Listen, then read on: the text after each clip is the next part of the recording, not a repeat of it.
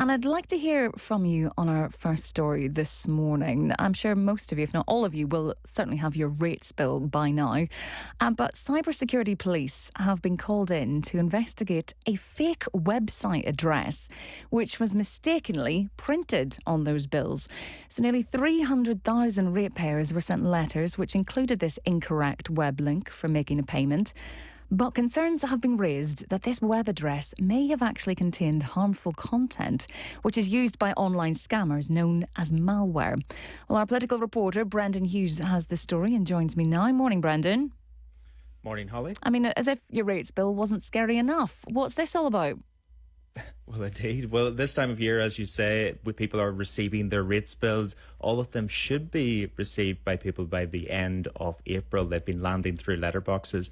But this year, some people may have got more than they bargained for. And of course, we're not just talking about the rise in rates bills, because some of them included this incorrect web link for making a payment.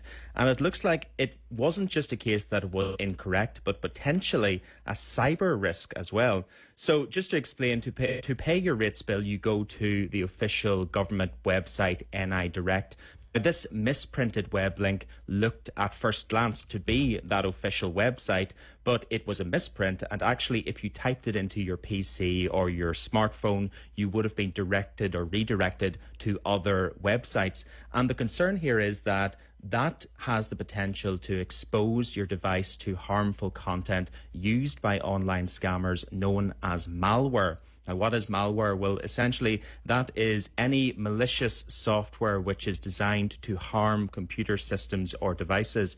Now, BBC News NI contacted the Department of Finance about this misprinted web link and asked if those concerns were true, that this misprinted web address contained malware. Now, in response, they didn't confirm that, but they said in their statement that the website domain is not government owned, and Land and Property Services, which is the public agency which collects rates, has reported the site to Action Fraud for further investigation. Now, Action Fraud is the UK's national reporting centre for fraud and cybercrime and is operated by the City of London Police. Now, we did ask them for a comment. We're still waiting on just confirmation that they have received that report from the Department of Finance. But in the meantime, of course, this is clearly something that will concern some ratepayers, because this misprinted web link was not just included on a few rates letters, but nearly 300,000 of them.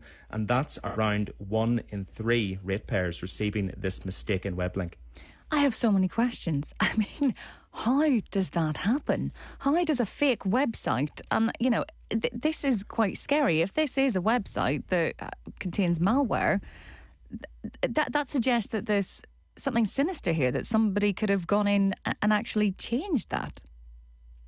Well, I don't think there's anything on behalf of the department in relation to this. It appears that officials placed this on letters thinking to themselves that this was the correct web link, that it was just simply a mistake, that it was misprinted. So it looks to the eye that it is the right official website address for NI Direct. But just because of a change in a number of letters and in the domain name, a number of changes to the website address, it actually is not the correct address, and it's taking you to another site. Now, we asked the Professor Kevin Curran, who's a professor of cybersecurity at Ulster University, to look at this misprinted web address to see what he thought about it. Did it contain malware? And he said that whenever he put the site into his systems, which of course are cyber protected, he said it immediately flagged up that this tried to download malware. And he described this really as a case of what's known as typo squatting or cyber squatting. And that's where he said that scammers would register domain names with a similar spelling in the hopes that people will visit those sites. So basically, people who are typing in the NI Direct website into their browsers will mistakenly type in a different address which is a bit similar to NI Direct, and then therefore they are redirected to this other site, which could potentially mean that they are downloading malicious software. But it could also be a bit more low level than that, because Kevin Curran said that some of these attacks would instead be just used to simply try and redirect people to other websites to try and generate clicks for advertising. He says that a lot of scammers would simply just register ads on these sites that they know are getting a lot of traffic because of people typing in the web address wrong, and they just try and simply send people to other sites to try and click on ads and get the ad revenue from that. But he says really this is something that government departments should be trying to watch out for, that they should be looking to see whether there are any sort of fake websites that are being set up that have a similar name to official government websites. So therefore these sorts of things shouldn't really be happening, especially if there's a misprint on your rates bills. Yeah. Do you know who we should speak to, Brendan? We should speak to Professor Kevin Curran, shouldn't we? Who we have on the line with us now. Brendan Hughes, thanks very much for that. Professor Kevin Curran, who is, as Brendan said, a cybersecurity expert at Ulster University. Hello, how are you this morning? Good morning, Holly. Now, I have not clicked on this link. We're not going to share the link. But yes, it is very similar to what you would expect to be on a rates bill, to be perfectly honest with you. But you clicked on it. What did you find? Yes, I clicked on it, and what it does, it tries to get you to proceed and download malware, which is in the form of an antivirus, actually, because it tells you that your computer is infected, and then, of course, it tries to solve that issue by directing you to a link, which would download then what is malware.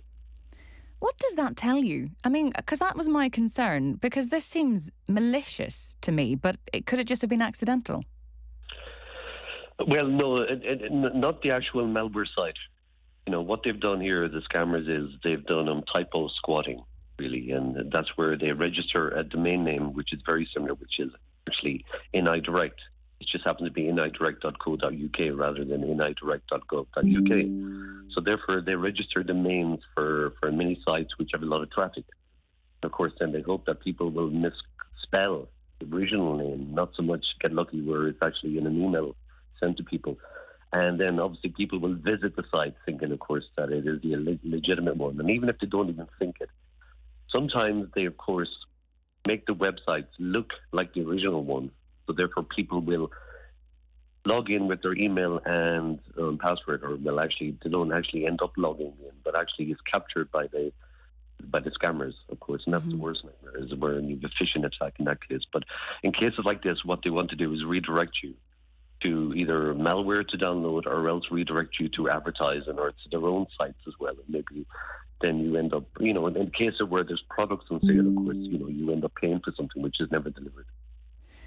So basically, the scammers buy up these websites and they kind of have them, and it's just kind of almost a coincidence that the people putting together the rates bills have put in the web address for this site that contains malware that, could potentially harm your computer, could take your data and your information.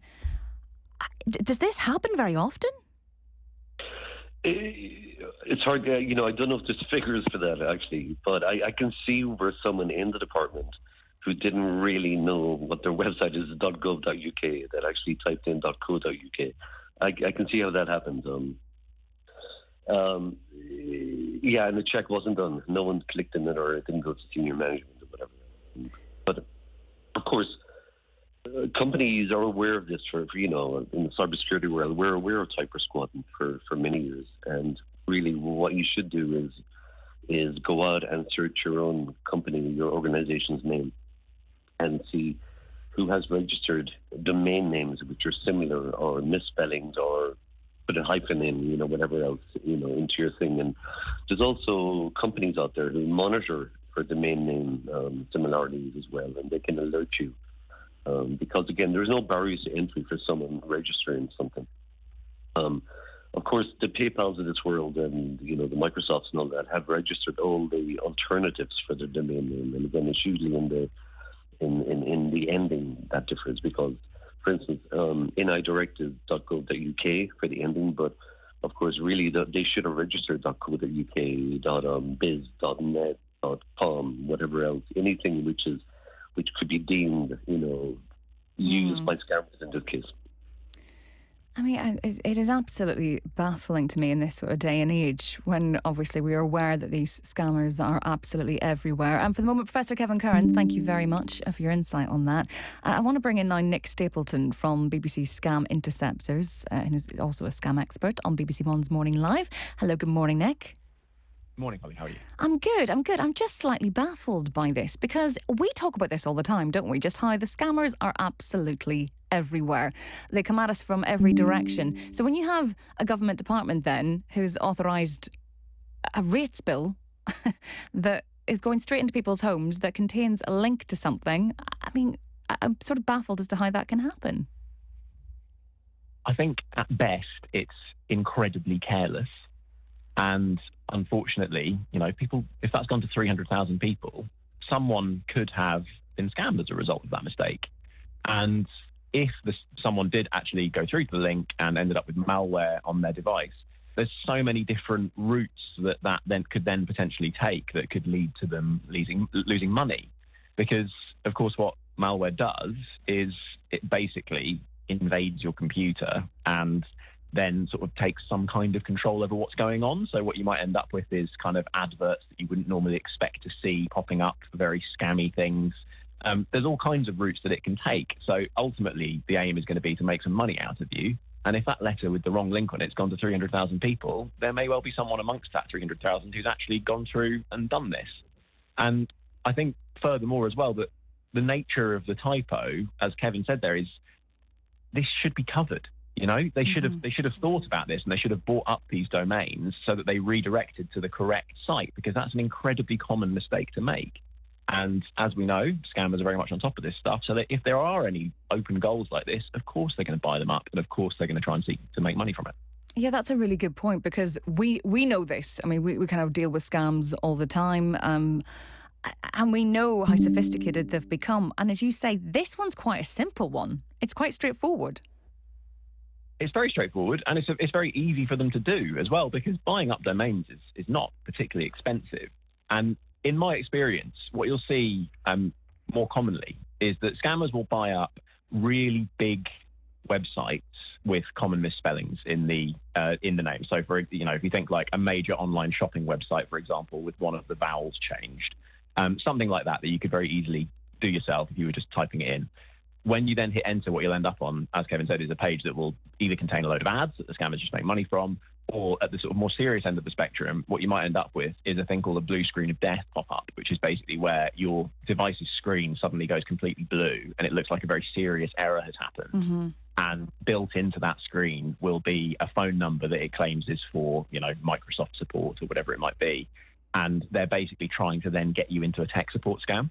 So when you navigate to that site, you automatically get stuck on this blue screen. You think something very serious happened. You've got no choice but to ring the number and start then talking to someone who claims to be offering technical support on behalf of a legitimate business, and actually is just going to end up trying to scam you by gaining remote access to your computer and trying to force you to, transfer money to them to give it back or something like that. So there's quite serious things that can happen when you do make these typos. So I would just encourage people. I appreciate this one is particularly frustrating because it comes on a legitimate communication from the actual government, which massively muddies the water. But I would just encourage people to check thoroughly when they're typing in a website address or when they're looking at a link and they're going to click through to it. Just make sure you're going onto a search engine first and making sure that you're going to the right address by putting in the name of the organisation that you want to navigate to and looking for the official website result in the search engine, and just making sure that you're actually going to that address. Nick, it is fascinating. Thank you very much. And again, just to encourage people just to be very careful what they're clicking on. As Nick says there, go into a search engine and go into the actual website when you're paying your rates on NI Direct. Nick Stapleton from BBC Scam Interceptors, thank you very much. The time is 21 minutes past 9.